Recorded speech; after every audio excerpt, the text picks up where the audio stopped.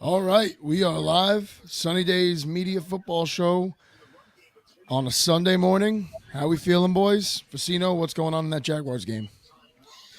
We're lining up to kick a field goal here. Jags should be going up 11-0. It's good. 11-0. Good start for the Jags.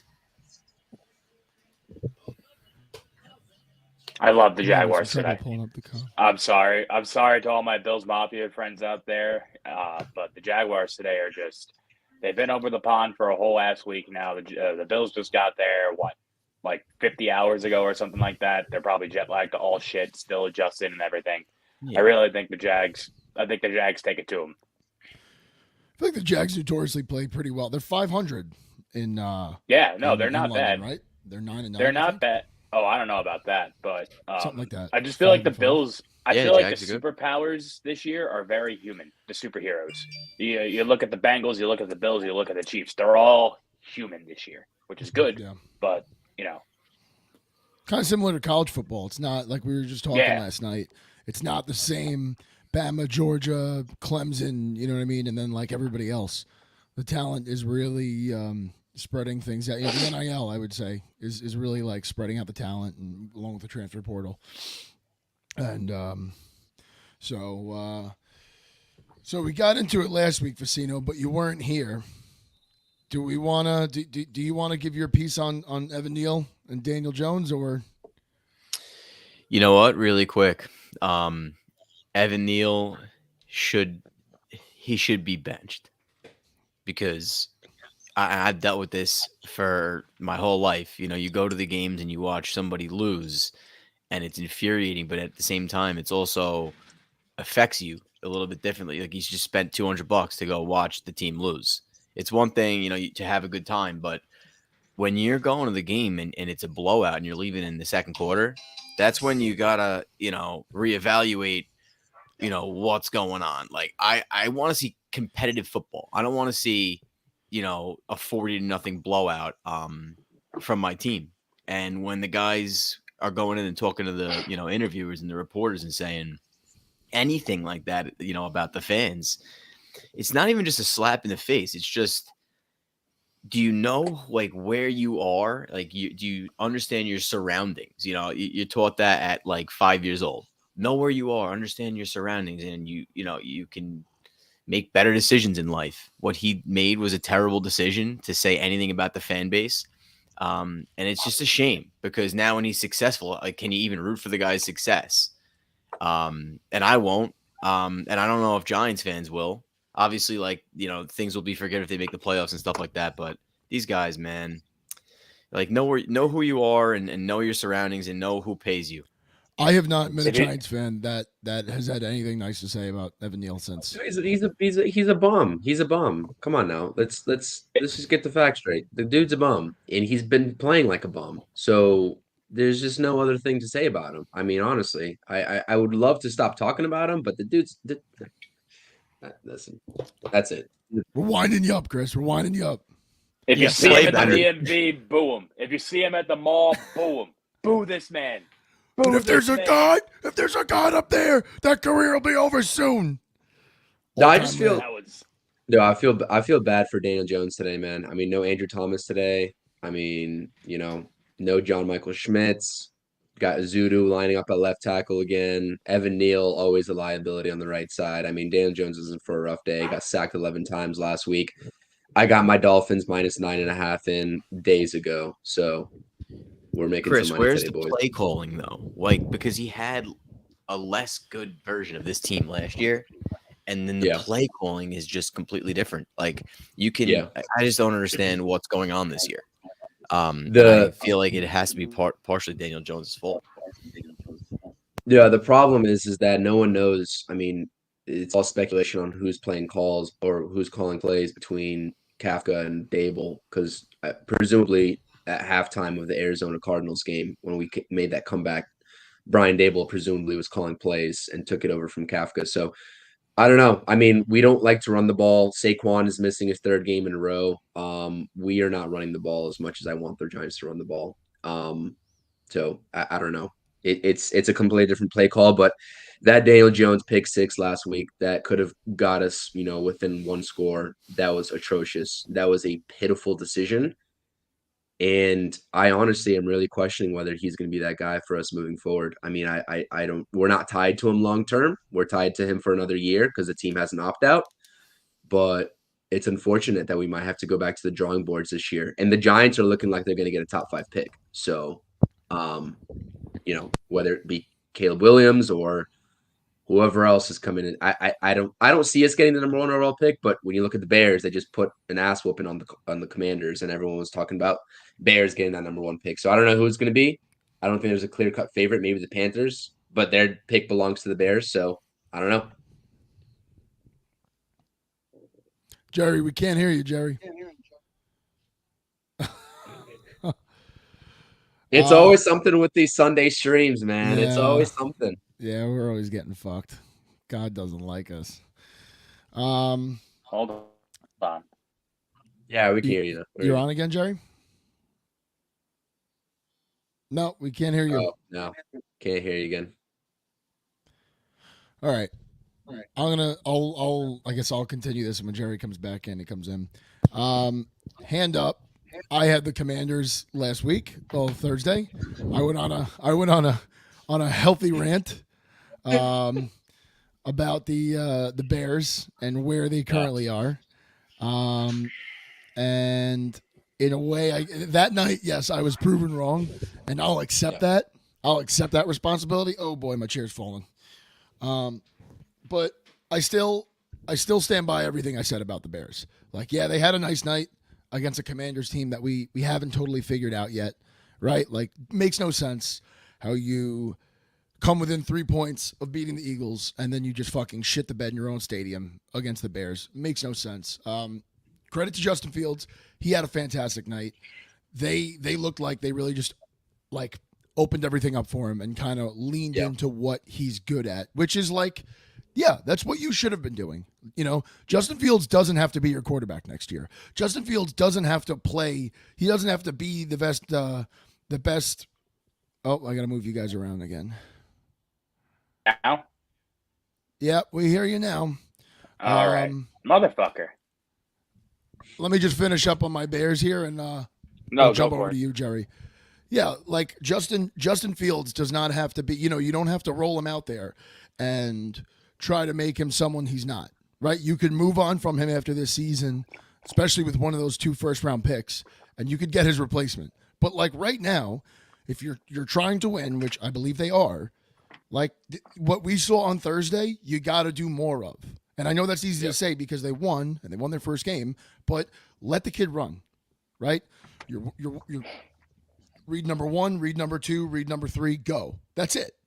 Like don't try to make things happen back there because you're not going to make things happen. That's not who you are up to this point in your career. So for the Bears, like keep doing that. I don't know how many games they'll win this year, but if you keep leaning into Fields' strengths, that's going to help you. That's definitely going to help you. Jerry, what were you about to say until you? So I just wanted to say that you can't attribute that win to the Bears. That win belongs to Dick Butkus and his Memorial game. So unless if a bunch of Bears legends start to fucking go, which I hope isn't the case, but if you're Mike Ditka or Mike Singletary or even fucking Jim McMahon, you watch out for Virginia McCaskey because she's gonna come and fucking knock on your door one day, and that's gonna be it, just so the Bears can start winning some more games. I don't think, again, emotions were running high. I don't think that was a team. I think they knew that they had to go out there and win. And I think next week we see their game plan go back to how it was. That being said, while on the topic of Caleb Williams, somebody last night in one of my handicapper chats said something that I never really thought of, but makes a lot of sense, especially given the school affiliation. Caleb Williams is going to be Sam Darnold version number 2. And I thought about that for a second, and you can kind of see it, especially after last night. I know recency bias and all that stuff. Like, you can't really be going, he's more skilled than people have bad games, people have off night. It happens, but the comparison's kind of there if you think about it. So, buyer beware on Caleb Williams is all I'm going to say. I will say before we continue that if you watched our Thursday night stream and you listened to our picks, just forget that. just erase it from your memory bank, because I don't know why I was high on the Commanders. I gave them a lot of credit during that stream. I think I hyped you up. I And- think I hyped you up with my Bears rant. I think me shitting on the Yeah. Bears so hard definitely influenced Yeah. some decisions. And listen, we grow from that. We learn and we grow, and If that's what life's all Dick about. Buckus doesn't die, that game belongs to the Commanders. They started to come back towards the end, and they just made a shitty call, and they missed that field goal. They missed that field goal. Who knows what they make that field goal? Yeah. Rather, who knows what's going to happen? Sam Howell also played a horrific game. Awful I game. claim again, it the happens. Commanders defense. I The- waiver claim them in my fantasy league I care about. That's how much I believed that the Yikes. Bears stink. And you know what? When you have a player that does these things like Justin Fields, Zach Wilson, Daniel Jones, Blake Bortles, they have a good game. And you're like, this is great, because the recency bias in the NFL is like extreme because you play once a week. So when you have a good game, you're the hero for 6 days, and it can, kind of blind the franchise from what you have to do at quarterback. Now, Justin Fields, if the Panthers get the number 1 pick, they give that to the Bears. Justin Fields is playing just to be a top 32 quarterback, because they're never gonna keep him. They're going to take No. Caleb Williams. And that's good. That's actually a good thing for the Bears, because you want to see what you have in this team. And if you're playing just to play well and not play with any pressure, then you're probably going to play better. So I think that he should play a little bit better. But I just, I saw this with Bortles when the Jaguars were really good in 2017. They signed Bortles and they passed up drafting Lamar Jackson. And it really upset me, because I saw this guy's body of work, and he wasn't a quality, quarterback, and wasn't going to win me a Super Bowl. And then in the championship game, they took the ball out of the guy's hands because they also felt that. So you knew you couldn't win with him, and then you signed him to a contract. So makes me, worry, like, why are we doing this? And when you look at the team like the Bears this week, now Justin Fields is coming off a high. You got to remember that he's only going to, he's playing that well, 10% of the time. Every 10th game, he's going to put up a monster game, and we're going to forget what he did the rest of the season. I'm not going to forget what he did. And, but we'll see what happens. Anthony, I think that there's a world where he could be successful. Like, and once again, maybe that's not for a bunch of seasons, but like a good head coach could lean into this. Like a good head coach could start to lean into the run pass option instead of making this kid drop back. Because it seems like their goal all along was like, we're going to turn him into a pocket passer. We're going to, like, maybe you don't have to do that. Maybe that's not, or like for the moment right now, that's not what we should do to win games, right? Like if his strength is faking out the defense and running all over the field, and then the times he's not running, dumping it off to Cole Kmet, who you used a high draft pick on, like, then maybe lean into that. And there's nothing right now in the interim. There's nothing wrong with that, because like right now, if you're Matt Eberflus, you have to start to connect the dots here, right? Like your DC just something happened, and now he's gone. So now you're pulling someone else up. This quarterback that you probably told ownership you could fix, he's not looking too fixable, right? And they have a new quarterback coming in next year with one of those 2 first-round picks. Like, put the pieces together here. You're probably going to be out of the job at the end of the year, more than likely. So, like, why don't you start to put a resume together for yourself, some of the guys around you, and either A, somehow save your job, right, where you are now, or B, wherever you could go next, you could point to this, to a general manager, to an ownership group, and say, listen, things didn't really work out, blah, blah, blah, but we did X, Y, and Z right, and I started to see this and Justin, but like this idea that they're going to turn him into a pocket passer, it ain't happening right now. And that's all I'm saying. You got to lean into what your guys do the best. I see a lot of that. I see a lot of that in Ben Johnson with Jared Goff, right? Jared Goff was broken when he came to us. Broken. He was awful. He was looked at, myself included, as like a bridge quarterback, right? A guy I did not want to see him coming into this year, essentially, right? But what Ben did is Ben leaned into what Jared's good at. And he didn't try to he leaned into the play action. That was those years in LA when the Rams were going to the Super Bowl and they were perennial fucking 13, 13-win seasons, that was what Jared did best, that play action game, right? Like, you don't try to make you always. I think it was Belichick. A coach always said, I think it was Belichick that said this. When people ask you like, oh, what are you going to run this year? And it's August. What are you going to run this year? I don't know. I'm still trying to figure out what I've got because I can't make these guys adhere to my system. I need to look at what these guys do well. What are their weaknesses?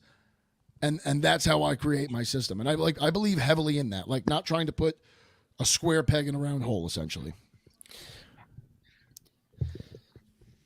I love Jared Goff. I think Jared Goff is the best play action quarterback in the modern age. I think it's great. I have a fucking Rams jersey of his. He's the man.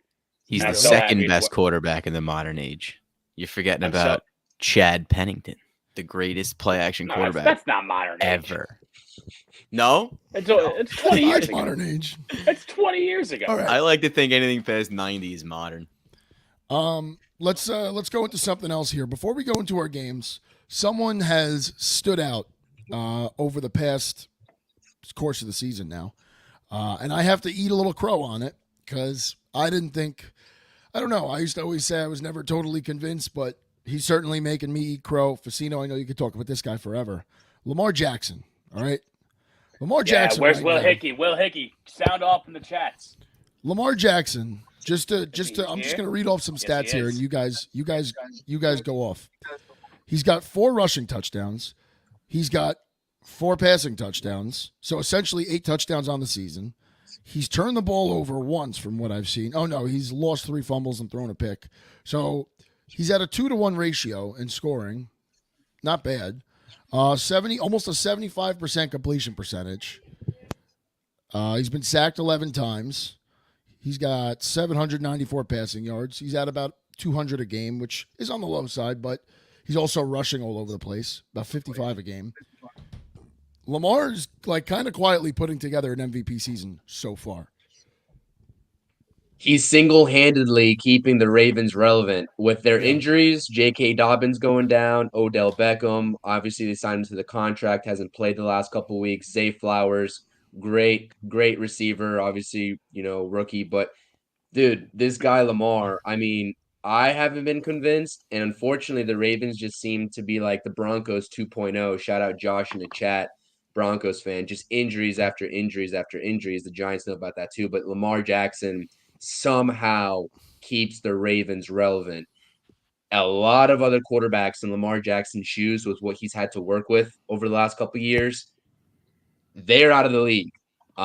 So Lamar Jackson just keeping them relevant. Shout out him. I agree. I wasn't convinced, but great point by you, Pask. I mean, it's People don't remarkable believe. what he's doing. Yeah. People never believe. I don't know what it is. I don't know what this guy has to do to get people on his side. And it looks like it's finally working after all these years.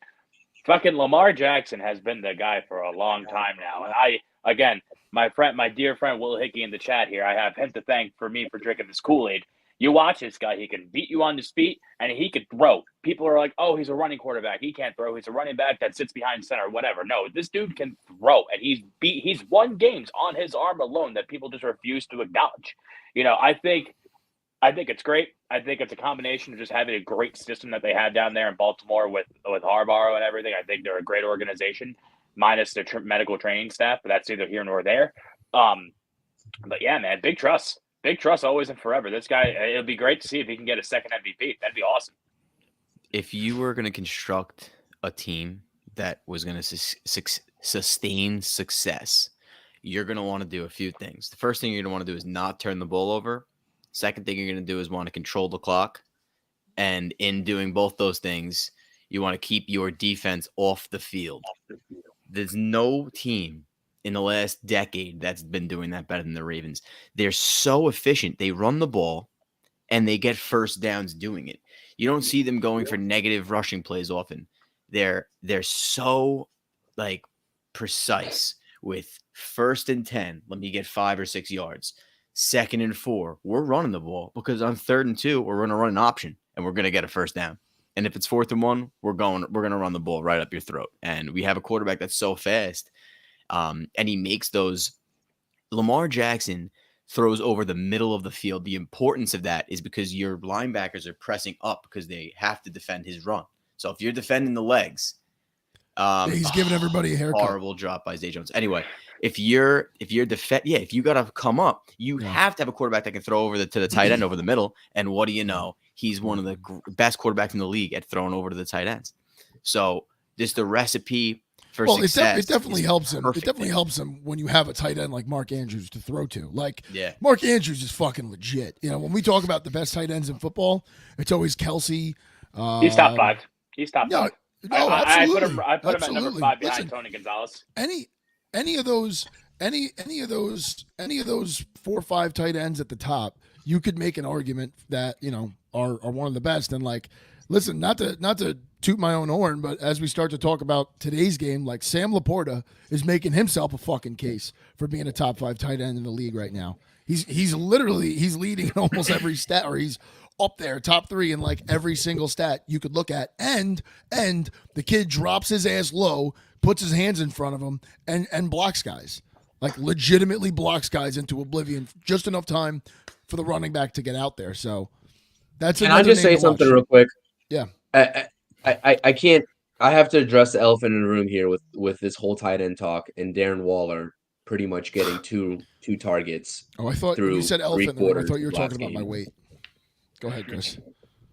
We don't. No, fat man. shame. I mean, dude, no shame here. No, man. Honestly, it's absolutely a sore topic for me. It's absolutely egregious. We looked at this trade as a win. The Kadarius Toney finally getting rid of him, and you know, obviously he won the Super Bowl, but obviously it wasn't going to work out in New York. And we get him, and obviously Trey Hawkins, a 6th rounder who looked like a stud in training camp, and you target Darren Waller twice. I mean, you know what the guy can do. It's absolutely brutal. Not a passing or not a blocking tight end by any stretch of the imagination. I just saw the Zay Jones play here. But absolutely atrocious. You need to get him more targets. I'm not sure what the hell is going on with the Giants play calling. I think, you know, Facino called it out before, but yeah, it's atrocious. And Josh, Darren Waller does not suck. I think our offensive schematics right now just suck. And it's brutal. It's a brutal time to be a Giants fan. So Would I you don't like feel bad the for you. tank? I don't. If you I'm were- sorry to tell you this, but I don't feel bad for you, and I never will. And that's only Would- because you've won 2 Super Bowls in your lifetime, and I understand things suck right now. But think about how good it was 10 years ago. I don't feel bad for you. I'm sorry. It's I'd be stinks. wanting to lose every game. I hear wouldn't you. want to win if I'm a Giant. I would just lose because I at gotta this point, I gotta What are get you my gonna charger. do? I'll be right back. Well, I said it last week. I said if we don't beat the Seahawks, playoff hopes are gonzo. So, I mean, at this point, I don't understand why we wouldn't tank. But the things are getting a little hairy now with the front office and this coaching staff. And reports are starting to come out that John Mara was the one pushing for Daniel Jones to be re-signed, and the current regime wasn't really convinced, but they had to do it anyways. And I don't know. I mean, John Mara just sticks his nose in where he really shouldn't as an owner, and that's the problem. No, But he sucks. I agree. That whole I mean, family we've won. sucks. Yeah, I mean, we've won 2 chips. You can't feel too sorry for us at the end of the day. I understand that, but I mean, I'm in 2023 at this point, and I've seen 2 playoff appearances in the last decade. So I'd like Dude, to. I I'd like to be more. saw a consistent. wild stat. I forgot what it was, but since the boat picture, you guys have like it's something astronomical, like 11 and 30 something or something like that. Like that made me feel a little bit bad for you guys, especially because you have a fucking playoff win under your belt. It's like, how is that true? But well, you know what? You get to a point where you watch all these guys get signed like massive deals, and it's like if you're not a top 10 quarterback, or at the honestly top 7, if you're not top 7, you should not be getting signed to these 3, 4, 5-year contracts. Sign them to 1-year deals. If they don't want to sign, franchise them. Worst case scenario, you got the guy for 6 years. So if you still don't know who your guy is after 6 years, if he's not top 5, then you got to move on anyway, because Pat Mahomes, chances are Justin Herbert, Trevor Lawrence, Josh Allen, those are the guys you're going to lose to. You're not going to beat those guys without a great, quarterback. Like, no matter what, how good your defense is. I don't care how good your defense is. Josh Allen's going to run down the field right now and score a touchdown on the Jags, because Zay Jones dropped that pass. This quarterback is going to make them pay for it. So, I look at these guys like Daniel Jones. I'm not sure. I think he had another year on that contract. No, they could have just franchised him. Yeah, they could have franchised him. They chose you to give him a deal. franchise him. Franchise Yeah. him, figure it out with Barkley, Yeah, but move on, because Anthony, hindsight's 2020. Like, what if you franchise? He was coming off a very good season, right? So if you but Matt, it was an okay listen, season. He wasn't an enforcer. I'm right there with you, and I get that. But like, you could have franchised him. And what if he did what Saquon did? What if he held out? Right? Like, Yeah. what if the Giants were really backed up into a corner, right? Because they had done obviously way too well to get a good quarterback. They really didn't have the capital to move up in the draft. And Exactly. what were you going to do? You were going to try to play games with both Saquon's contract and Daniel Jones's contract? Like, listen, as a GM, let me tell you something. When you work in the front office of an NFL team, baseball's different, but in football, you have to spend money, right? It's negotiated. You've got to spend money. In the NFL, you don't get fired for spending money. You get fired for losing games.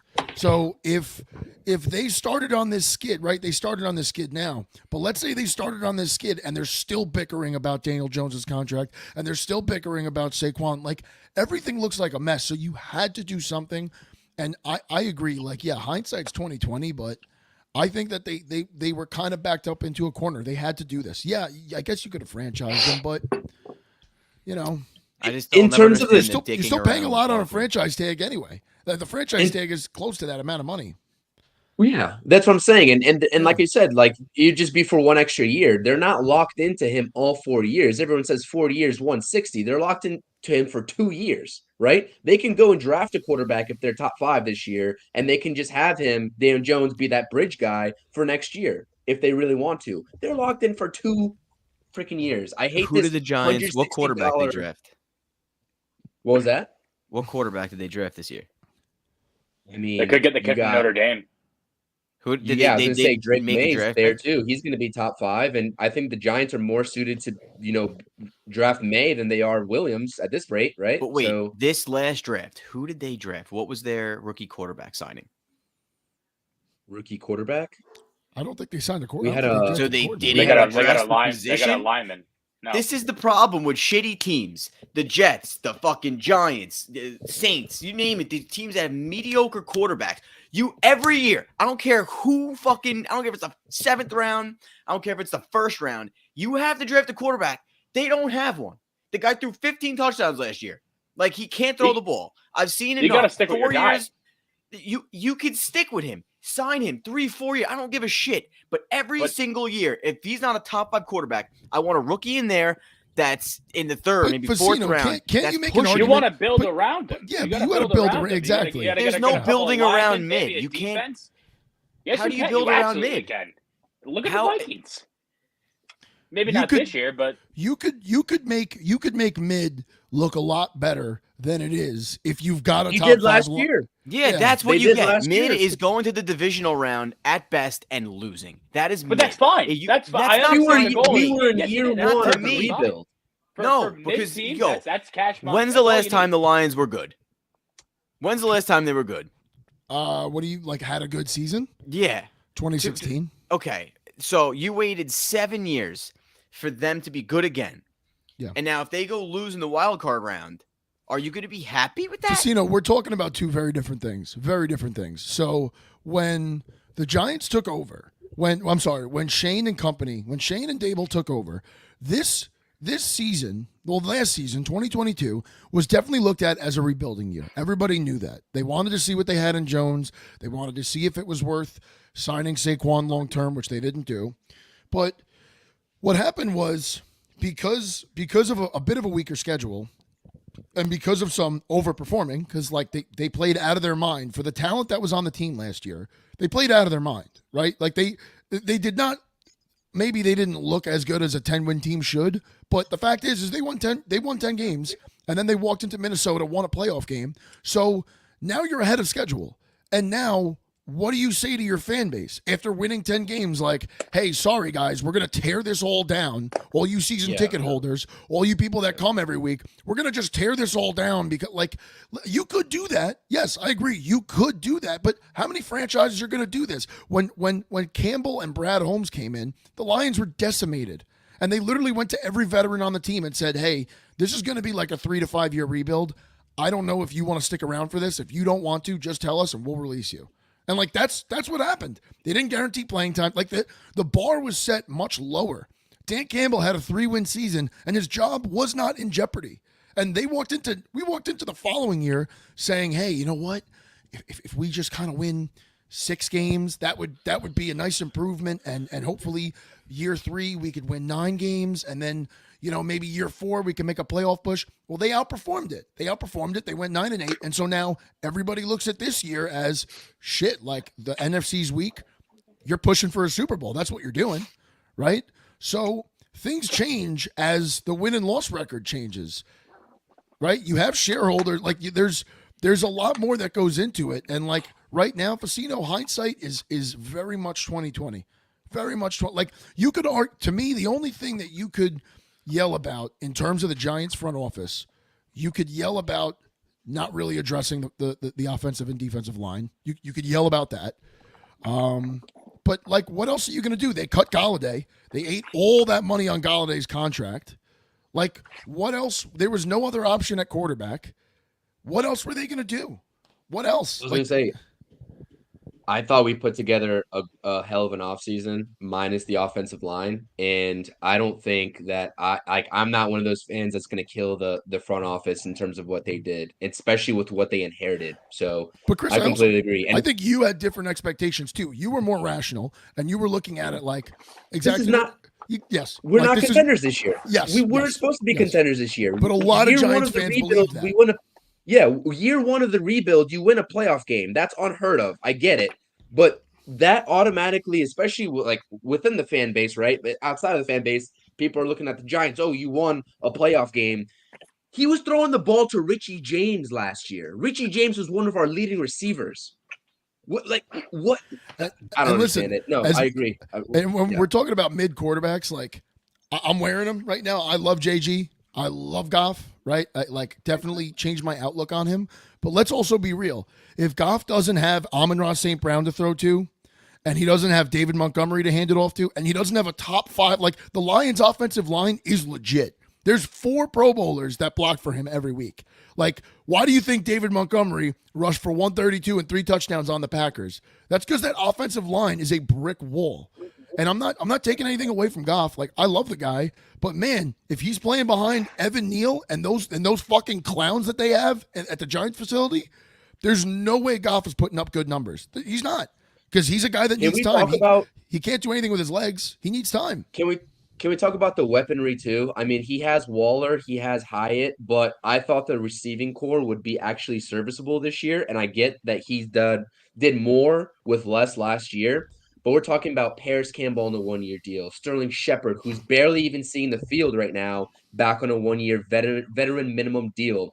Darius Slayton, like he was our guy, and Isaiah Hodgins was as well. But like this is, like Josh just said in the chat too, this is a bottom, honestly, I wouldn't say 3, bottom probably 5 offensive weaponry outside of Darren Waller, I guess, is your main guy, and Saquon's not even on the field right now. So like the offensive line, and I'm not making an excuse for Daniel Jones, because I really don't think, honestly, at this point that they're going to figure it out, and especially to cover the front office, their ass, honestly, their image, they're going to move on from Daniel Jones. If this season doesn't take a magical turn, Daniel Jones is not going to be the quarterback after that 2nd year mark of the contract. They're not going to pick up that option. I agree wholeheartedly. It is just, it is the luck of the draw, to be honest with you. But they didn't marry themselves to this guy. So everybody killing the front office, killing Joe Shane and Brian Daboll, they did what they had to do, but they are also in a position to cut ties as quick as they, tied it up, I guess, if you want to say it. But that's my thing. I'm not killing the front office. As a Giants fan, they did everything what they could. It was a crapshoot. They made the decisions. That's it. I think that you'll probably see them go. You'll probably see them go quarterback in the first round this year. I hope so. I'm Yeah. I'm sick and tired of this shit. I really am. It bothers me so much. It's the Well- same 5 teams. What were you going to say, Like- Jerry? I was just gonna say we're 35 minutes in. We're turning into an episode of The Fan. Let's get into the games. Yeah, definitely. All right. I'm sorry. So, no, you're good. You're good. You got a little agree. snappy over there, Jerry. Goddamn. Oh no. I just Facino. have nothing to say about the Giants. Let's get an You update bothered me. on Jackson. Let's get an update on Jacksonville, and then we'll move on to the games. What's going on Sunday. in London? No, you got 2 elite quarterbacks battling, 2 guys that'll be there in January because of the quarterback. And I mean, Trevor Lawrence is playing so well today. He might be the best quarterback in the league. He's definitely got the best hair. It's unbelievable. Like the receivers have 3 drops today, and he has 5 incompletions. He's got really Guys, pretty hair. Just He's legit. He's legit. it's kind of really, shampoo do you really think great he to uses? watch. I think he uses Head and Shoulders, and I think it's a There's no contractual way. It's way obligation. too. It's way too silky for that. It's way too He's silky. using You'd be some surprised, random. dude. Head You and know what? Shoulders 2-1 gets the job done. He Coming is from a like guy the who has good prettiest hair. girl in Jacksonville. He's using whatever the sponsors are giving him because someone's sponsoring that hair. No. I don't know who it is. He's got some Puerto Rican dancing in short shorts, just rubbing fingers through his hair every Saturday. Are I'm you just gonna happy go that Trevor off, Lawrence is Trevor? finally playing. He's finally getting to what we wanted him to get to. We watched it. Was it two years ago now with fucking Urban? Or was that last season? Whatever it was Yeah. with Urban Meyer, that was just a fucking dumpster fire, and we knew it wasn't really going to work out, and I really feel like it hindered him. But now he's finally starting to come into his own. We saw it last year with the playoffs and the comeback and all that stuff, and I think he's only going to get better as he progresses, which I think is great. So I'm hoping for the best. I like the Jaguars. I always have. I think Doug Marone. No, not Doug Marone. Doug Marone was the old coach when Bortles was there. What's his name? Doug Doug Marone was Peterson. like on the hot seat every year. Doug Peterson. I love Marone, I think man. He's a big pardon my take guest. I think he's been on like 5 Yep. times. He's a Brooklyn guy. He's from Oh, is he really? Jackson Heights. Yeah. I have no one to thank for my Jaguar support other than Pardon My Take. Just straight up. They made me a Bortles guy. They made me a Doug Marone guy. Like I think it's awesome.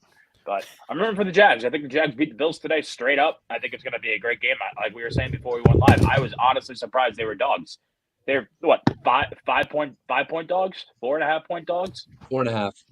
Yeah, I think that's wild for a team who we know notoriously plays great in London. They've been in London for a solid 2 weeks now, and the Bills are coming over.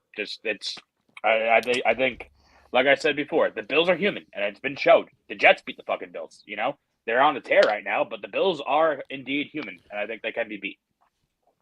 The Jaguars, I just want to point this out about the Jaguars. Whenever I watch them play, their defense, like whatever kind of performance they'll put up is what they put up, but they're a physical defense. Like they will make you like you will feel their defense. It's like the hits that they lay. Mhm. I don't know what it is, but they are out to take someone's head off, and that's what I respect about their defense. They're gritty. They've always been good. They were Saxonville back when they made that run to the AFC Championship. They've always played like that. Okay. What game do we want to cover first? We already talked about Giants. I was going to ask you. No, we didn't really get into the Giants game, but we yelled a lot about the Giants. But I was going to ask you. Jets are in We don't Denver. need to get into it. Jets are in Denver. 425. Yes. What's the expectation here? W. So It has to be. I'm gonna go before I give the floor to Facino because I want to hear, as a man who was in the stadium on Sunday, I want to get a recap. My expectation here is I think so. Initially, we talked about it before we went live. The line scares me because the line's at 2.5. I think the Broncos are going to walk away with this. Obviously, going into Denver with the altitude changes and all that stuff, it's going to be a factor. Again, going into Denver, I'm assuming means Aaron Rodgers won't be in the building, which means we're going to see Zach Wilson that we've been seeing the past, not last week, but the 2 weeks prior to that, which isn't good. That's not what we need, especially coming off of the performance that he had last Sunday. Last Sunday. Again, this is a game. I think this is a game that's going to determine how the rest of the season is going to go for both teams. I think if the Broncos lose this game, they're fucked. I think if the Jets lose this game, they're I'm not gonna say fucked because everyone understands the circumstances that the Jets were put in after the Week 1 injury, but it's still a shitty situation to be in, and we're just back to being the same old Jets with a top 10 draft pick, let's say, which is good because we actually have it. But again, like Casino and I were talking about before we went live, we got a great, there's a kid on the line right now who's looking pretty good, who I think might be a difference maker here that might afford us some more time to get some plays off. I want to see, apparently, Brees is off the pitch count, which has been teased to us by Robert Saleh. I don't believe that till I see that. I want to see him get more than 4 fucking carries in a game and really, really let loose, mainly because 2 of my running backs are on buys, and another one of my running backs are Zach Moss, who's now taking a back seat to Jonathan Taylor because he's back. So I need Brees to really come in handy right now. But I just think this is a very winnable game. And I will get to our picks in a little later, but I don't want to see the Jets lose this game. Obviously, as a Jet fan, that's first and foremost. But I think it's going to be messy. I don't think it's going to be the best, but we'll see. If you have any room on your kicker for fantasy, I advise picking up Greg Zuerlein because he's probably going to kick like 4 or 5 field goals, I think. So, Pacino, what do you give me? Saying before you were away, how was Sunday night? It's been great because I don't know who said it. Tyreek Hill. When the fans are there, you have an advantage, and I think a lot of Jets fans forget that. And just because you're bad doesn't mean you can't make an impact on the game. Football is one of the only sports where the noise is happening when there's nothing happening. There's a reason for that.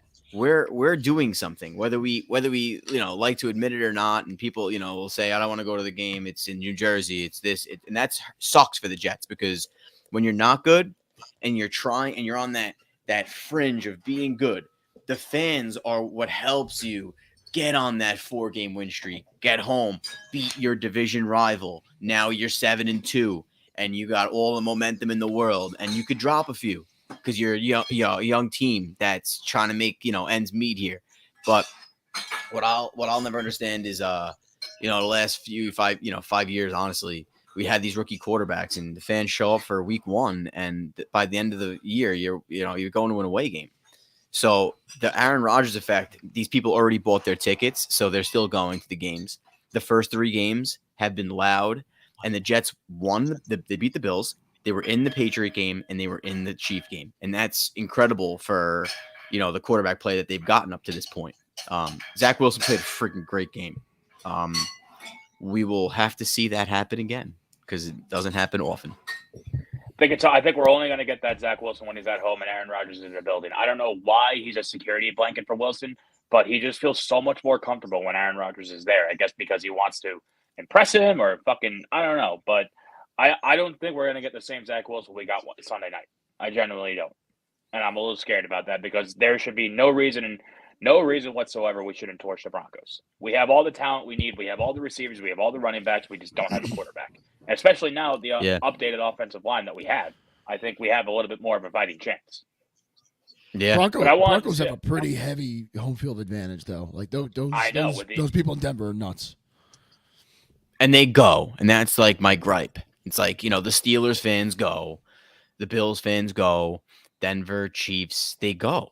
Again, that was. I think that comes into play, like what you're saying. It's in Jersey. It's a fucking, a majority of the Jets fans live in New York. They're New York. It's a pain in the ass. It's a shame. Not easy to get to. Freaking crying shame. Yeah, like that's the issue is that like it's very difficult to get to. Like I still for the life of me can't. Well, I understand why. I shouldn't say for the life of me. Like it's obvious why they'll always share a stadium with the Giants because it's cheaper to do that, right? Like it's cheaper than building your own stadium. I get it, but there's that big plot of land at Nassau Coliseum. Like, knock that fucking thing down. Put up a stadium for the fuck. Like Woody Johnson. Pony up, right? Put up a fucking stadium. The only issue is Nassau and Suffolk would never, ever agree to put a dime into that. That's the problem. No, but no chance. The Jets fan base is really Long Island. Like it's a little bit of Jersey, but it's Long Island and part of the 5 boroughs. And that's it. Right? Like you want people to come out. Don't put the fucking stadium in Jersey. It's that simple. Yeah, And put it what- in Suffolk County. Make the Jersey fans, feel the No, pain. fuck Because you know that. what? They won't go. They won't The go. worst thing to happen to the Jets ever was the Manhattan Project getting shut down, where they were supposed to have that stadium Yeah. when the Olympics were supposed to be in New York, Yes. and they were fighting for that stadium to be where the Javits Center is now. That's the Yes. worst thing to happen was that getting shut down, because that would have been fucking sweet. Yeah.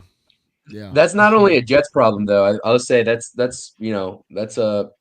Commanders have the same problem too, being out in Landover, Maryland. I mean, you got your DC crowd. Obviously, the Marylanders go hard for the Commanders, but that's actually an interesting kind of topic in terms How of far placement. is that, But Chris? How Not far is not as far as you think it is. It's a 20-minute Uber ride from the heart of the city. I've done yeah, it it's like before. 20, 25 really minutes not away that from bad. actual DC. Oh, okay.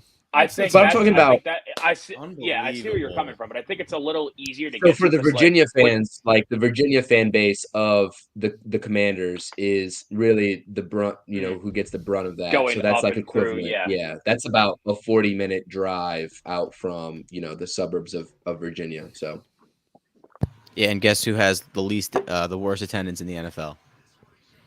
The Commanders. the Washington Commanders. Yeah, I've been to that I mean, stadium. It's that not that stadium bad of a is bad. stadium. Yeah, it's It is dumb. bad. I I'll liked it. say. I liked it. But look You at the know, I got- people. I- Look at the population around that stadium. They should never have. They should be selling out every week. They're decent. Yeah. They're a 500 team. Like sell out Well, every week. I don't know Let's what it also is. be real. Half the for reason location. the Jets and Giants are able to sell out every week is because you're in New York. So, Yeah. they're in Jersey, but like it's a destination for away fans. Like I could tell you, like every time the Lions come here, there's always a ton of Lions. Like there's always a ton of Lions fans traveling for this game because they're like, oh, I've never been to New York, so like, yeah, we're staying in Manhattan and we'll just go over for the game. Like that's why it's always gonna kind of feel like you don't have the best home field advantage because New York is a destination. People want to come here. They, and like the football game is a good excuse to, spend a longer weekend in the city. No, for sure. Well, that's a real I thing. think the mayor of DC was going to actually fund Snyder to come back to, I guess they have where old RFK was, to come back to DC, but who knows? The new ownership group just put in renovations for millions and millions of dollars in FedEx Field. I just don't The understand it, FedEx? but yeah, we'll see what It's- happens. But makes yeah, sense. They're trying to patch these stadiums up. It's not right. Putting lipstick on a pig. That's what I call it. Yep, doing it in Jacksonville. You could polish a turd, it's still a piece of shit. All right. yeah, but I think in Jacksonville it's a little different. I'm sorry. Go ahead. No. You want to go on? I was just gonna say I think Jacksonville, I think it's old, but I think if you renovate that stadium nicely, I think it'll come out fine. I think I've seen some of the renderings, I believe, and it looks like they're gonna make like Duval like a downtown destination, kind of like what they were trying to do with the White House project. So I think that'd be pretty cool. Just got to get it approved, man. It's a very liberal city, and they actually, it seems as if they don't want the Jaguars there. And it's like, are you doing the math? Like, what is Yeah, there to do? Like, do you want to just kill the city? It's actually Jacksonville's, I think, 8th or 7th in population. It's the 7th biggest city in the United States. How is that And, possible? it's a huge county. Jacksonville's deceptively big. Deceptively big. Really? Yeah. Well, does it just cover a lot of ground so it just absorbs all the population? Like, In a way. But there's just a lot of people there. It's South Georgia, North Jacksonville. You get the Georgia weather with the the Florida incentives. So it's just a lot of people live there. I can't believe that they only have a football team. But that's the government. all right. Moving on. We talked Jets. We yelled about the Giants. We talked a little Jags. Move on to the Lions. We have the Panthers, 1 o'clock. I think it's a Fox game. Probably going to have to access it on YouTube TV if you're Yeah, in definitely. New York. Not a whole lot here. Brian Branch, our defensive standout, he's out. It looks like Jahmyr Gibbs is not going to play. He's out. Amon-Ra St. Brown is out. They're dealing with a lot of injuries. The spread's at 9.5. If you're looking to gamble on this game, I would not take Lions spread. I wanted to earlier in the week, but once I saw all the injuries, I don't like it. If I like anything, I like the over-under. The over is 43.5. I think the Panthers' defense fucking sucks. I think the Lions should still be able to score a decent amount, and in all honesty, we'll probably get scored on ourselves. So You I think? don't know. I don't Who's know. playing quarterback for the Panthers? Is Bryce Young. It's Bryce is Young, he? who did not look good last week. That's like the one game I sat down and watched of him. He hasn't looked good. If you're into like daily fantasy or player props, I would look at Laporta. Laporta's definitely going to get a lot of balls thrown his way. Jamison Williams comes back today from the gambling suspension. So how much they're going to involve him, I don't know, but he is a deep threat. And Montgomery. Montgomery's a guy, especially with Gibbs out. They're probably going to Lock, touchdown, Yeah. anytime, lock, maybe Yeah. even times 2. So Yeah, that's probably a bet I would take. Yeah, I yards. I don't know how many yards, but they're definitely going to go to him in the red zone, especially with Amon-Ra gone.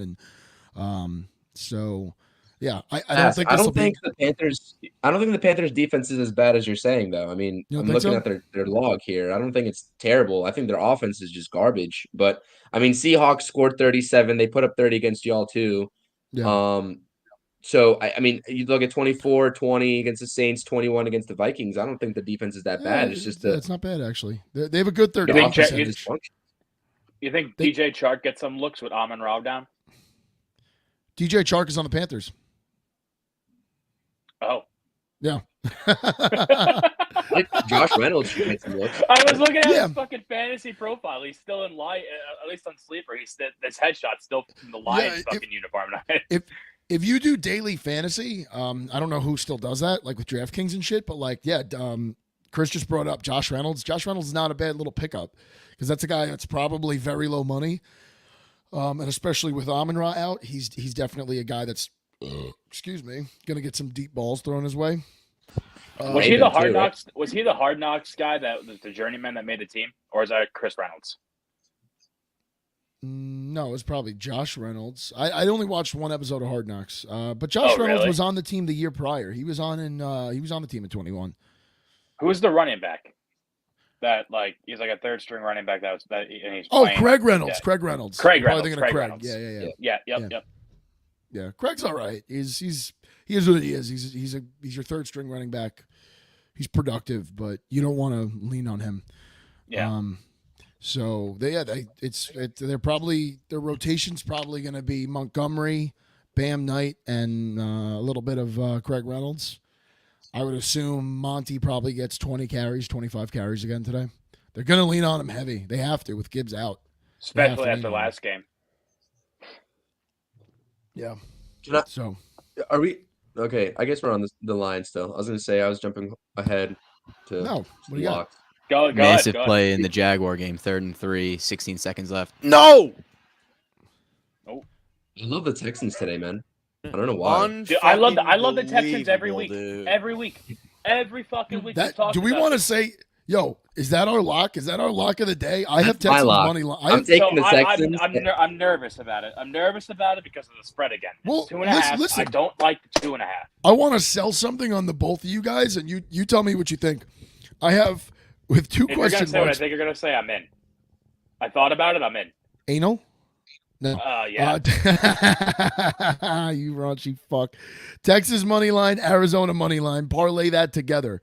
Arizona's got Cincinnati coming in, who does not look good. Joe Burrow's playing on one fucking leg. And the Texans are rocking and rolling. And they have the Falcons, who look worse and worse every week. Frauds. Right. Frauds. So honestly, you parlay those two together. What are the Texans? The Texans are at plus 115. They're at 2.5. So I don't know if it's maybe worth it taking those Take points. the plus. Take the plus. Take the plus. Fuck that. Take the plus 2.5, or you take the plus money? No. Take the plus money. Take a money line. Cardinals. I like Cardinals. Cardinals plus 140. They're at I home don't hate against that. the Bungles. That's what I thought you were. Is gonna that our talk about. parlay? I don't hate it. Hungry dogs are going to be eaten today.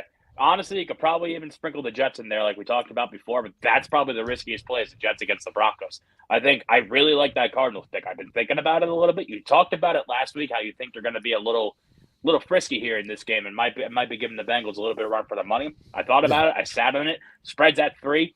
I love the 3. We all know that. I've been talking about at length about the 3. I think the fucking I think the Cardinals might beat them outright. I love the Texans. And then, honestly, you could probably throw the Saints in there, too. There you go. Yeah. I don't know about them. I don't know about Cardinals money line. I altered them. I mean, you do an alt spread 5.5. I know that's shooting the odds, I'll but put your, I like the I'll put Texans your- money line outright. Wait, so Chris, your Dolphin spread, is that not that's the Dolphins on your parlay? Is that an alternate Yeah. spread or that was okay? All right, so I'm going to put this up Yeah, that's here. an alternate spread. That's an alternate. They're at 12.5 right now, which is absolutely. I think they cover the 12.5 anyways. I think we lose by 3 touchdowns today, to be honest with you. But I was thinking about so we could just get into gambling here. Are we all good on that?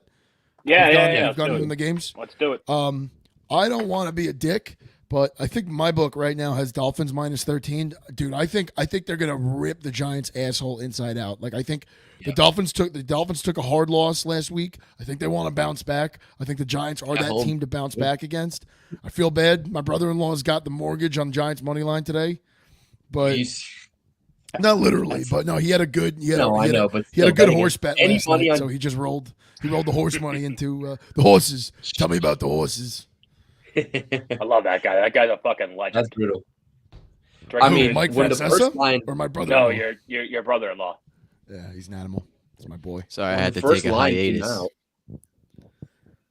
What? when the first line came out, it was what minus 10, Dolphins favored. That was before the Saquon news came out, and now you take any spread that Vegas gives you for Dolphins today. To be honest with you, You would take an alternate spread on this? Oh, you did. You took a 7.5 in the parlay. I'm taking any spread Vegas has available. Minus 12.5. If they put it at minus 16, I would take it because I think I said we lose by 3 touchdowns today. I'm pretty. do you I'm think pretty the positive over? about that, Do you think but- the over hits in that game? Dude, they might put up 80 on us. Yeah, Like, no, I they're not think gonna they're do going to that. try They're to not gonna break. do I that. think they're going to try to break the record here. I think the excited. Dolphins What's pass his rush name? is very overrated, though. So you're not going to be under the duress that you've been under for the last few weeks. McDaniels is hyping this game up to the locker room big time. I forgot he's not calling it a get right game, but he's calling it something that I think is like we're gonna beat the shit out of these guys and make them known, like because like you said they're coming off of a bad loss, so I think the Dolphins are pretty much a lock here. What happens? What happens if the Giants win today? What happens? Do we get on here next show Thursday, Sunday, whatever, and we just kind of just look like idiots? Like what happens? Chris, we're all fucking idiots. That's why we're here right now. We don't get Yeah, I paid for forgot this. about We're fucking morons. I don't know. I'm a mush. You want to make some money? Bet against everything I say, because that's probably what's gonna hit. Yep. No, I don't know. I mean, listen, that's football, right? It's any given Sunday. I went on a fucking Bears rant on Thursday about how much they fucking suck, how mismanaged they are, and they came in and they beat the shit out of the fucking Commanders on national TV. So sometimes that happens, but the law of averages is telling us that the Giants are going to go down to Miami, get the shit beat out of them, grab a Cuban sandwich, and jump back on the fucking plane and go back to Jersey. That's what the law of averages is going to tell us. There's a reason that the spread's at 13. We never see that in the NFL. We never. And yeah, you know what? That pass rush might not be good, Pacino. You're probably right about that. But they're going to be playing with such urgency. They're not going to have time to run the ball. You know they're going to abandon the run game probably midway into the second once they go down 2 scores. So they're just going to – everything's going to be in the air. I think it's going to be come to think of it, I think it's going to be a long game. Regardless of whatever the Giants score, it's going to be a long game because it's going to be a lot of incomplete passes. It's going to be a lot of everything in the air. I think that the Dolphins are going to have their way offensively with the Giants, and the Giants are going to try to play catch up. So the run game will be abandoned. That's what we see because that's the truth. Once you go down 2 scores, you can't keep running the ball up the middle, right? Not like we want to run the ball anyways. We don't run the ball. Like we refuse to run the ball. It don't matter what the score is. So I mean, I don't know. The more I look at your pick, Chris, the more I like it. As it scrolls across the bottom of the screen, I might tail that. Yeah, it's I love using the alternate spreads. It's a safe way to mitigate any sort of like undue risk that you would take with the regular spreads. So I don't know. This is a nice juicy. Last time the odds I checked was right before we hopped on. I had my buddy toss it in because I'm not currently, I'm pricing it Yeah, out yeah, right yeah. now. I'll let you know where it sits on FanDuel. Yeah. Facino, you have Vikings. You have Vikings money line, Facino. Why do you like the Vikings today? I like the Vikings because they're desperate. And at the end of the day, when you're desperate, you play better. If they lose now, I feel like their season is going to be over. So they're at home. They're getting more than a field goal. So I think they're going to win outright. But the Chiefs look human. They barely beat the Jaguars, and the Jaguars didn't play well. And then they went and I thought that the Jets outplayed them for 3.5 quarters last Sunday. So you got outplayed by the Jets. You barely beat the Jaguars. You lost to the Lions. They beat the Bears, but I mean, when you beat the brakes off the Bears, the week, of them having like the worst PR week of all time, yeah, they should have destroyed the Bears. So I think the Chiefs are, human, like you guys were saying earlier. I think they're back down to reality. I think not having Eric Bieniemy has been kind of hurting them on offense a little bit. And I think the Vikings are, could come in and, could see an upset today. So I like to take the underdogs too. If the guy's favorite, I'm not, rooting for him anyway. So I'm rooting for the Vikings 100%. That spread is at 3.5. Vikings money line is at 155. They're in Minnesota for this game. Do you think? And I agree with everything you just said, Chris. Like I think the Chiefs are very like the Bills. They're very human. They're not overpowering. They're not the same Chiefs that we've seen in years past. But do you think like part of that Chiefs locker room is looking at this spread going, these fucking guys think we're only going to beat these guys by 4 or 3? That's what they think of us. Like, do you think that's kind of going around? Like, do you think I assume I know these guys look at spreads because it's always around them. Like, I almost feel, and I get that Minnesota has a big home field advantage, 100%. I know how loud that stadium is, but I almost feel like the Chiefs are like the Chiefs. There's a possibility that the Chiefs walk into this game feeling disrespected by Vegas, by America. Well, it doesn't matter how disrespected you are when, the Vikings are going to be down probably early in the game. Right. But there's no quarterback that just throws and eats yards like Kirk Cousins. Kirk Cousins might throw for 400 yards today. And if he throws for 400, the Vikings are going to score 24 points. So right. Now it's up to the Chiefs to, outscore the Vikings in a shootout, which I think it's going to be. And I'll take the home field advantage. The Jets... There was a lot of Chiefs fans at MetLife on Sunday, but the Jets fans were freaking loud as hell. The real question is how many Swifties are there? Well, there was a few girls in my section that actually left in the middle of the third quarter, so there was definitely Swifties there. But, I mean, at the end of the day, if you're loud, Mahomes can't hear the snap count, and people make mistakes. There's 10 other guys in the field, and just pressure the quarterback. I mean, that was the solution to beat Tom Brady for a long time. And when teams did it, they won. I watched the Vikings last week. They looked awful. I know they won, but they looked awful. I hear everything you're saying, Facino. I'm going the opposite. And I think I'm either going to throw that in a parlay or I'm going to bet it straight up. I like Chiefs 3.5. I really like Chiefs 3.5. I also like the over in that game. So if you want to fuck around, that's not a bad little parlay is either team and the over, because I think both teams are going to give up a ton of points, especially the Vikings. I think Mahomes is going to go off. I think Kelsey's going to go off. I think the Chiefs did look bad last week too. That is true, but I don't know. I everything's pointing to Chiefs minus 3.5 for me. How many games have the Chiefs actually looked good? That's why I'm taking the Vikings. It's interesting. They're 2 and what are they 3-1? Well, the counter to that is how many games have the Vikings looked like a fucking disaster this year? Yeah, a disaster. That's true. Not just bad, like they look bad. The only bright spot to that team is Kirk Cousins and Facino. You fucking Shem. If you were really rooting here, you'd want the Vikings to lose and Cousins to go off. So he could become a Jet quicker. Or Well, has that ship sailed? Or are you out on that? You think it's not I happening? think I think that ship sailed. we lost to the Chiefs, and I think when you lose to the Chiefs and you go to 1-3, you bring Cousins in week 7 maybe, and maybe you're 2-5, and then he has to learn the playbook. So there's a chance you can trade for Cousins and then fall to 2-7, and at that point you just wasted a pick. So I think the time to do that was like kind of forcing their hand this week maybe or the week after. But you got to be 500. You can't be going for a guy at 2-3 games below 500, thinking that he's going to turn the season around, because that's logically it'd be very hard for that to happen.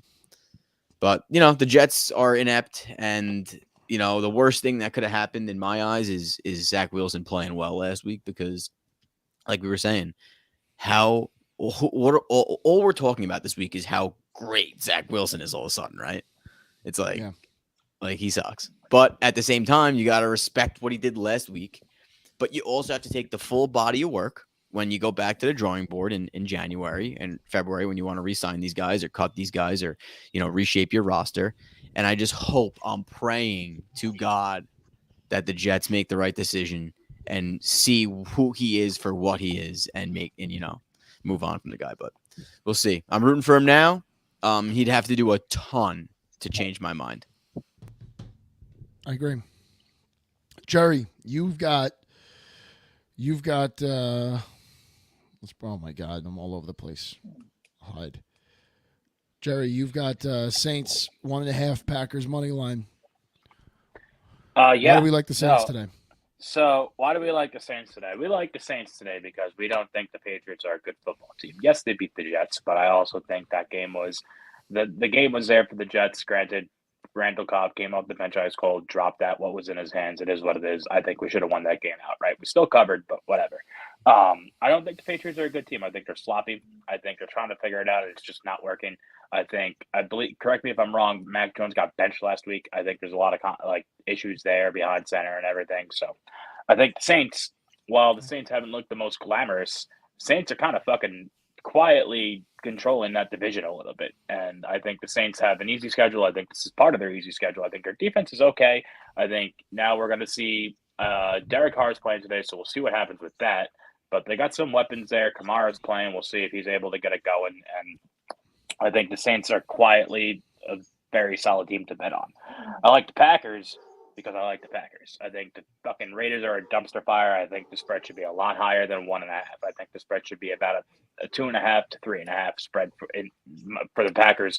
The fact the Packers are dogs going into this game is wild to me. Correct me if I'm wrong. I don't think there's any significant injuries in Green Bay, but I love David Packers. Bakhtiari. David Bakhtiari, No, left but tackle, is out for the season. he's been hurt. He's been hurt for a while though. That hasn't really been making too much of a difference, right? He hasn't. I don't think he's played all season, right? Or did he play one? Yeah, right. I don't think he's played this year yet. Yeah. So at this point, that's kind of a wash. Yeah, we can keep saying he's down, but it doesn't make a difference at the end of the day. However, after all this talk, I'm sorry. I've been scrolling through FanDuel, listening to what everyone's saying back and forth, and I think I like this. I think I'm going to play two. I think I'm going to try to play smart here with two separate tickets. If my 1 o'clock hits, I'm going to take the Saints -1.5 against the Pats.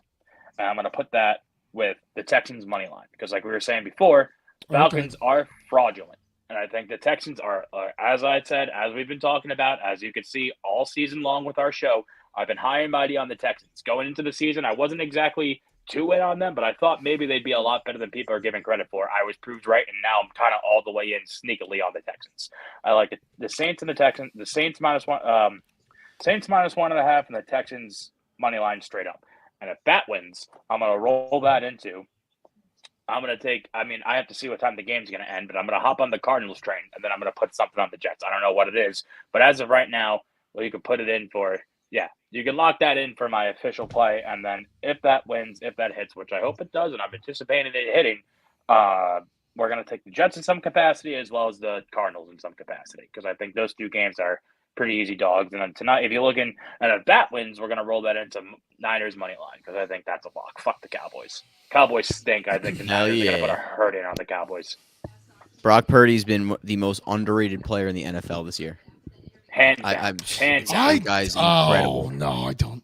I didn't. But I'm sorry, but man. yes, and Dude, no. it Yes, is. and when He's you got have the that many weapons, exactly. When Yeah, you have that many like- weapons, it's easy to look good. But he's Dude. also like you can throw a handful of other quarterbacks in that situation, and I don't think they would look half as good as he does. You know, He's look at just Zach Wilson and all the incredible. weapons the Jets has. Dude, He doesn't look Brock nearly as good Purdy as Brock is Purdy a- does. Nobody, offense to any- he's always. Let me tell you something, Matt.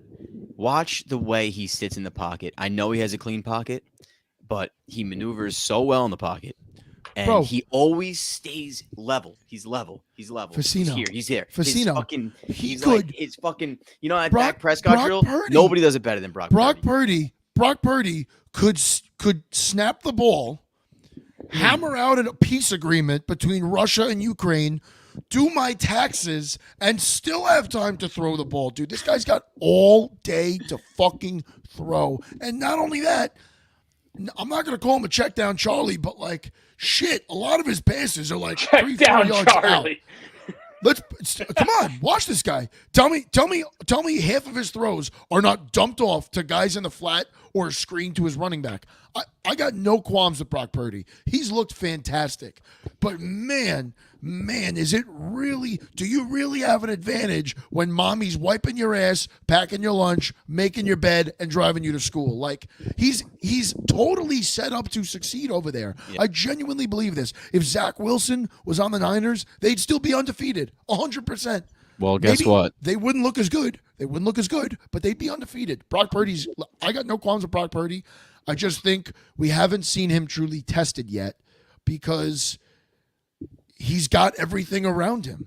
Like when the injuries, listen, let's have this conversation again in November, in December, when some injuries pile up and maybe the defense doesn't look as good and there's a drive where Shanahan looks at him and says, I need you to be the guy. What can you do? I need you to be the guy. You know what I'm saying? And don't get me wrong, like, no problem with him, but I've yet to see him have to put a game on his back. This is exactly what they said about Tom Brady. And if there's anyone in the NFL that could replicate something that Brady's done, Bro, it's Brock Purdy. you cannot watch film of Tom Brady and then watch film of Brock Purdy and say these two are the same. I think Brock Purdy's. I think we're going to be very, very. He's going to be one of those guys that we're talking about in 10 years with a few that's- Super Bowls. Maybe. But right now, I think they're just- winning the Super Bowl this year. I think they are too, but The is only it team that because can of- stop him is your guys. I think Philly could stop him. You don't think Philly could stop the Niners? I think that if the Niners play the Eagles in it's the gonna be a playoffs this year, dog they're fight. going to murder them. I think they have a I don't know lot about of pent that. I up think it'd be a energy. dogfight. I just feel like last year, the way it went down, they just got such an unfair hand. He's got a shitty hand. You know, I just think that they'll be so fired up for that game. And look, it is Brock Purdy. It's not just Brock Purdy. Obviously, Deebo Samuel, you can't tackle him. You can't tackle McCaffrey. Ayuk's like probably the most underrated receiver in the NFL. Their line's unbelievable. But when you have the quarterback that makes the right reads and gets the ball to where it's got to go and is calm and cool in the pocket under pressure, like that ties everything together. That's the glue that makes those great teams great. And I mean, if you put Jared Goff on the 49ers, they probably win the Super Bowl this year too. So Yeah. they just do have that great. But I they think have a great team. they're a team where it's like the quarterback seems to just be, I hate to say it, like interchangeable. Like, do you see any difference when Jimmy was in and Brock and who was the backup last year that got hurt? It was I do see a difference because I don't think Brock Purdy's ever lost, and it's amazing. okay. I do, but not a crazy difference. But you know, this guy's he's a winner. That's what all you need in the NFL is to win. You know, they don't care about your strength of schedule. They don't care about like your BCS power points and stuff. Of course, yeah. But listen, I have no qualms. I have no qualms with Purdy. I think he's fine. I don't know what to really think because everything. I mean, imagine having Christian McCaffrey to dump it off to. Like this it's guy, ridiculous. like the guy's ridiculous. You know. Yeah. So, all right. That's about all I got. You guys got anything else? We're running about an hour 14 here. I'm good. I'm just Chris, you got debating anything else? whether or not. All good for me. It was good discourse today, fellas. All right. All right, everyone. Thanks for tuning in. We appreciate the support. Definitely, if you get a chance, subscribe to us. Let me get that banner up. Subscribe to us at Sunny Days Media 516 and at CPNY Sports. Turn those notifications on so you know when we're going live. You know when we schedule live shows. On this platform and Chris's, we go live every Thursday night around 6 p.m. Eastern time, give or take. You got to check our social media with that. And every Sunday morning, 10 a.m. I could see the comments are definitely getting bigger and bigger. The people streaming, that number's going up every week. So we appreciate that support. Definitely see all that we do here, and thank you for coming down and enjoying the show. Absolutely.